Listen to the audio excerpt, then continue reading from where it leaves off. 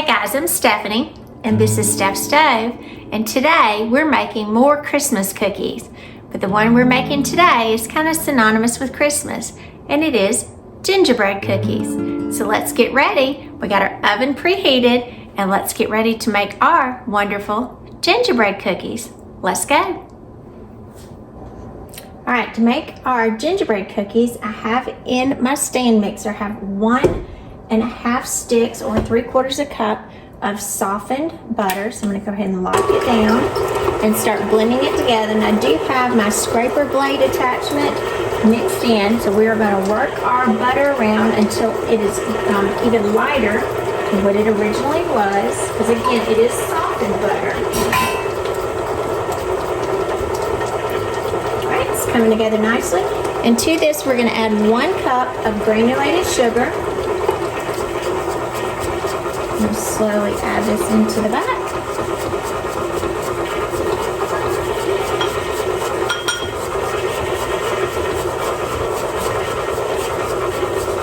And wait till these have incorporated together nicely. Get this a little closer so we can see it.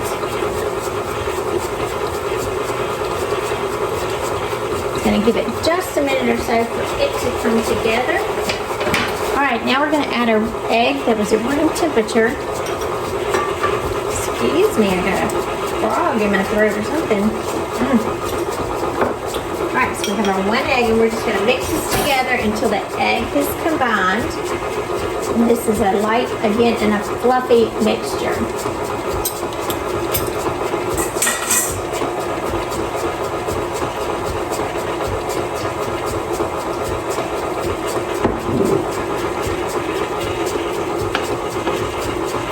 Next, we're going to add in our molasses, because in order for us to have gingerbread, we're going to be using molasses. And anytime that you're measuring something that's super sticky, and I know I've stated this before, spray the inside of your cup and it'll come out much easier. Because if not, if you're doing something like molasses, peanut butter, corn syrup, anything of that nature is very difficult to come out. So I am using grandmother's molasses, grandma's, and this we are going to measure 1/4 of a cup. So it's going to be right here at this measure. So pour this across the back so you can see. That's a measure. And molasses got a beautiful dark syrup look to it. I'm going to add this in.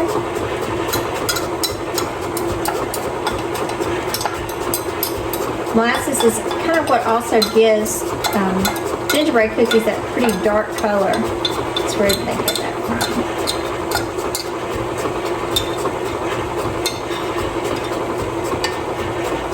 And then you can see just how nicely that came out of the measuring cup because we sprayed it. Got my molasses back.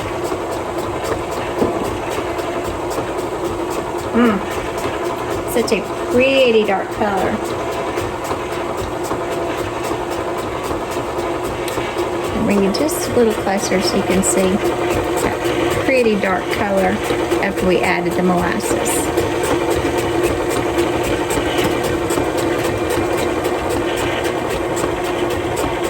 Let's see, doesn't that look nice? All right, I'm going to stop my mixer for just a minute. And I'm going to come in and I'm going to scrape down the sides because I do have, as you can see, butter that's accumulating on the sides of the container. So I do want to be sure to get all that off. So even though I have my scraper blade on there, it does a great job, but there's still some that kind of goes towards the top, and I want to be sure that all of that is incorporated.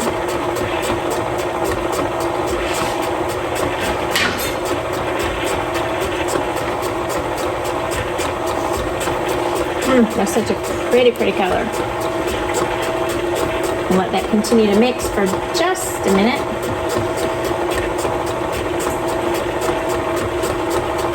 All right, and while this is mixing, I'm going to kind of move this aside, lock it down.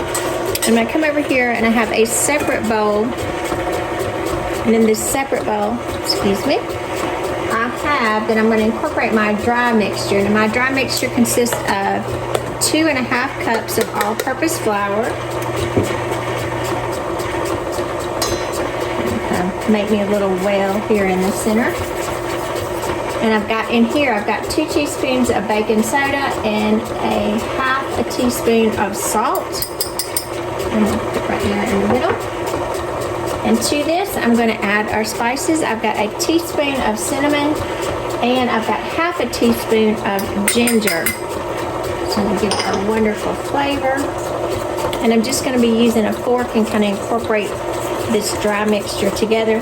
Now, if you like a strong cinnamon flavor, you can increase your cinnamon up to probably up to 2 teaspoons will be fine. And the same way with the ginger. If you like a lot of ginger, you can double the ginger. You know, just take it from half a teaspoon to a teaspoon.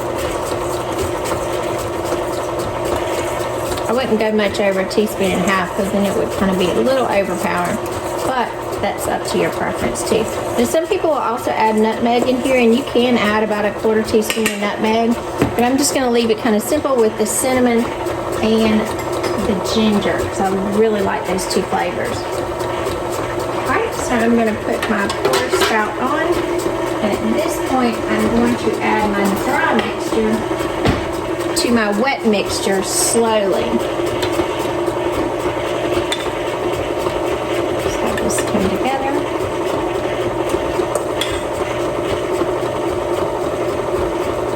And these particular cookies, these will be very soft and chewy. I don't know if you've ever had gingerbread cookies that are just hard. These will not be that way. They're kind of more of a soft, really chewy gingerbread cookie.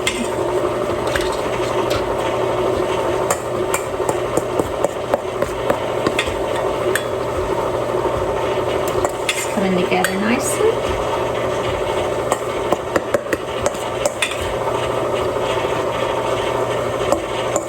Almost got it all in there.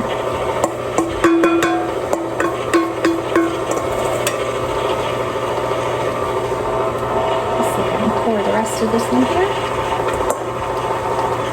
Alright. Now I've got that all in there as well.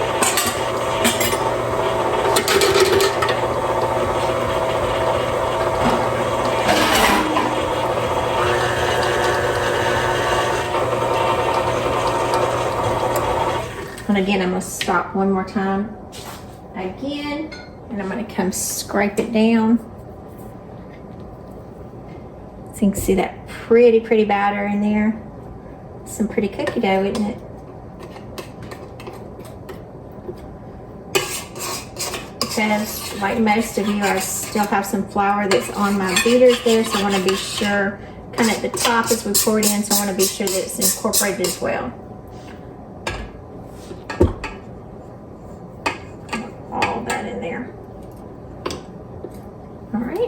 Lock it down. Let it go for just a little bit longer.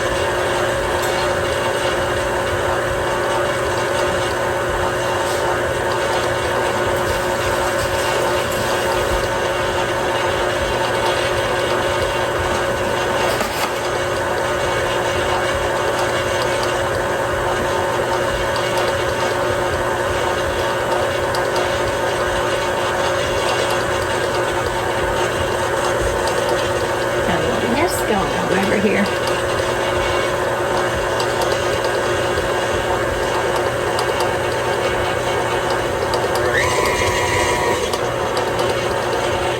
Right, we look like we're fully incorporated now. So I'm gonna lift it up. Take my beater off carefully. Let me get a spoon and see if I can get this off, because we don't want to waste any of this. That could equal a couple more cookies right there. I'm not going to waste any of that. Don't you hate when you see people just throw that away and you say, no, could have got a couple more cookies out of that. Make sure you scrape all that off.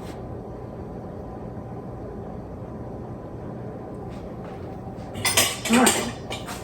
Now, so you can see the full extent. Look at that pretty batter there. All right, so we're gonna get ready and put this on our cookie sheet and get ready and have it in the oven.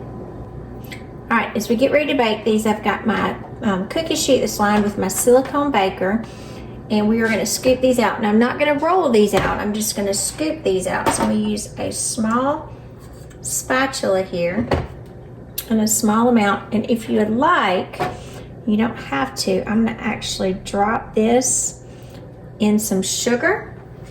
And you can see here, let me do it with a fork. I'm going to kind of roll these in just regular granulated sugar because these are very soft.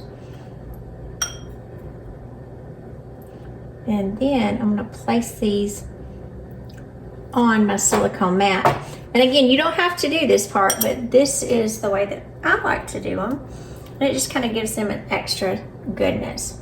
And again, I've just got about a cup of sugar in here. And I'm just kind of rolling them with my fork, kind of getting them just where that they're lightly covered, and then just placing them. You do want them about an inch apart because these will spread. So as my mat, I'm just putting these in the appropriate little holes for cookies because, like I said, these will spread out. So I'm just gonna roll these in here. You could even probably drop these in a little baggie. That would be fine as well. And it would be perfect just to place them in there. We have our first 12 ready. I'm just going to kind of move those around my hand. You see some of my, I would say, my little marks from my fork. That's okay, they'll even out too.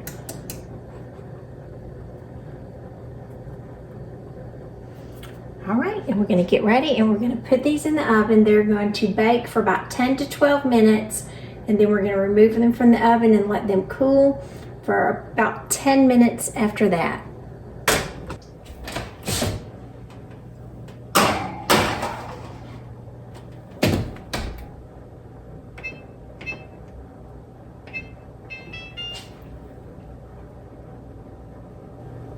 While we're waiting on our next batch, I'm going to set this in the refrigerator so it firms up.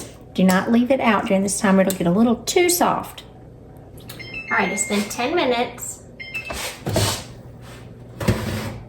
You can see they have spread out nicely. These pretty cookies. And now I'm going to put them on a cooling rack and allow these to stay on the pan for 10 additional minutes so that they can continue. They will continue to cook in this 10 minutes. But again, they're going to stay on the pan for 10 minutes and then we will take them off.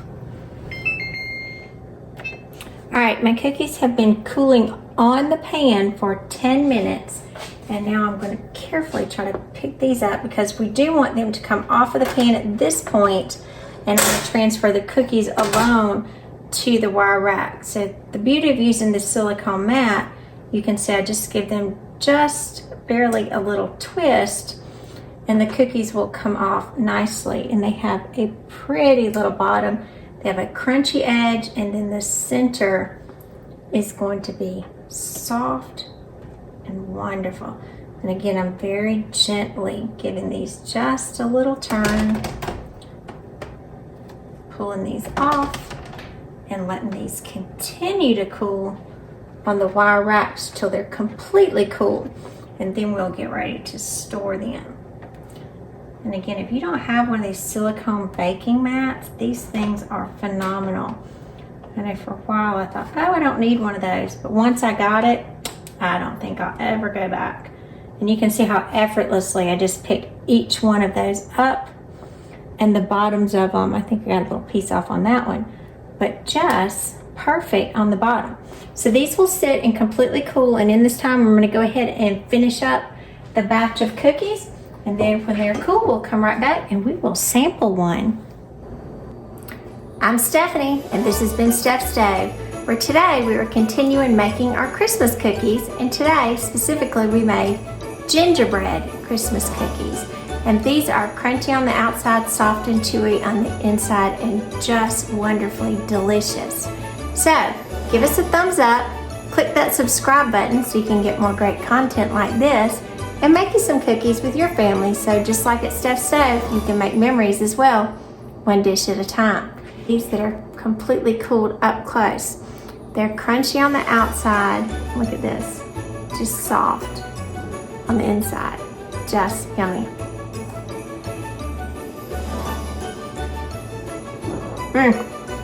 That's a good gingerbread cookie.